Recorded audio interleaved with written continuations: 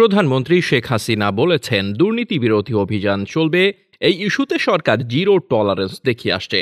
রোববার বিকেল 4টায় গণভবনে চীন সফর নিয়ে অনুষ্ঠিত সংবাদ সম্মেলনে এক প্রশ্নের জবাবে তিনি প্রশ্ন রেখে সব কথা বলেন।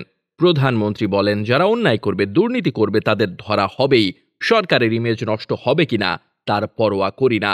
সরকার প্রধান আরও বলেন, প্রশ্নপত্র যারা ফাঁস করে আর যারা ক্রয় করে উভয়েই সমান অপরাধী।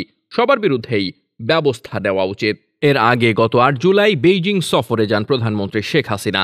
11 জুলাই দেশে ফিরে আসার কথা ছিল তার, কিন্তু সফর সূচিতে পরিবর্তন এনে একদিন আগে দেশে ফেরেন প্রধানমন্ত্রী।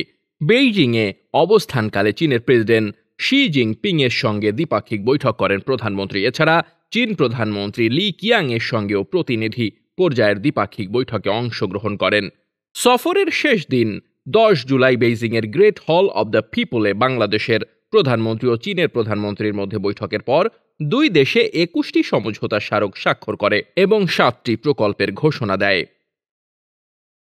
Desk report, বার্তাবাজার।